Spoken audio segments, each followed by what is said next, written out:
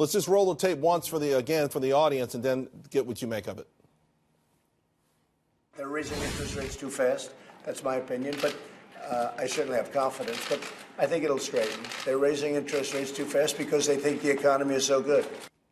All right, that was a more subdued commentary, if you will, from President Trump on the Fed, but we know he is seething. He's tweeted about it. He's voiced his opposition to these rate hikes. What do you make of all of it?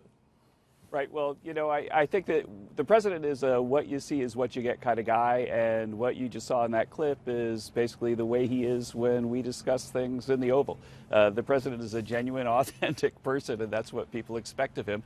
And he's got opinions about the Fed. But, my job at CEA as an economist at the White House is to respect the independence of the Fed and not give them advice. And I think that the president's perspective there, that if the Fed is lifting rates, it's because they think the economy is really solid, is really confirmed in the data. That's, I talk to the president almost every day about what's in the data. And if you look at, Secretary Mnuchin was calling around to the banks a few days ago. If you look at the anecdotal reports, we're looking at probably the best Christmas ever. Right, but Kevin, to that point, the data are strong. Kevin, okay, sure, I just don't get it, though, because the economy's doing well, but there aren't necessarily signs of inflation. So, I mean, does it bother you at all that they've hiked rates 9 times since President Trump was elected, but they went 126 months without a rate hike under the last couple of presidents until December of 2015? I mean, the Fed can get it wrong because they've got a history of getting it wrong. And why should Main Street pay the price for that?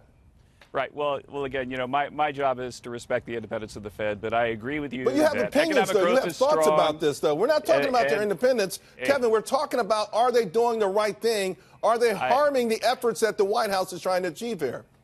I think that, higher interest rates are, put a drag on the economy for sure. And the Federal Reserve is pursuing a policy that they've described, very well. And I think that if you look at futures markets right now, they're expecting the Fed to pause now at the federal funds futures. But again, my job is not to comment on the specific policies of the Fed. But, markets, of course, our job is to interpret markets, and markets are very much focused on the downside risks for next year. But I would just like to say that, everything we're seeing suggests there are a lot of upside risks that markets should focus on, too.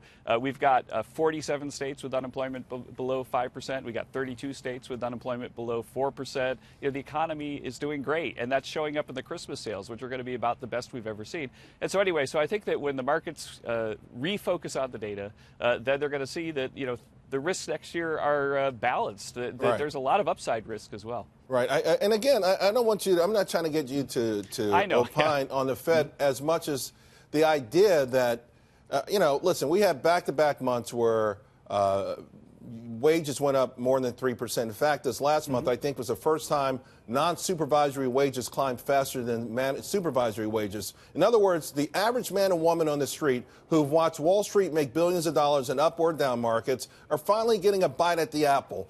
It should concern you that the Fed could mess all of this up. And when you talk about Wall Street seeing risk, I think the greatest risk that they're seeing is the Fed mismanaging their job. So I don't want you to disrespect the Fed, but you've got to have an opinion on whether, they should hike 2 or 3 more times next year. Right. My confirmation goes through the Senate Banking Committee. One of the things that every senator asks is that when I'm at the CEA, will I help defend the independence of the Fed? And that's my job. And I've, promised the Senate before confirmation that that's what I would do. But I can say that you're right that, interest rates potentially, if they went too high, could be harmful to the economy. But you have to understand that people who are moving interest rates around are doing that in response to data. And the data are very, very strong, as the president said. So, I think that looking forward to next year, there are a heck of a lot of upside risks. The data are, so think about it. Last year at this time, I came on this show with Stewart and said that growth this year would be about 3.1%. And everybody said, oh, we're crazy. It's going to be in the 2s. And right now, if you look at the growth forecast for next year, we're once again at 3%. And a lot of people are closer to us than they were last year. And I'm just saying that I think we're going to see a repeat, that the data continue to be strong, that there's a lot of momentum going into next year. Everyone applauds the efforts that this White House has taken on taxes, on regulations. I applaud what the White House is doing on China. I think it's about time someone faced down China and got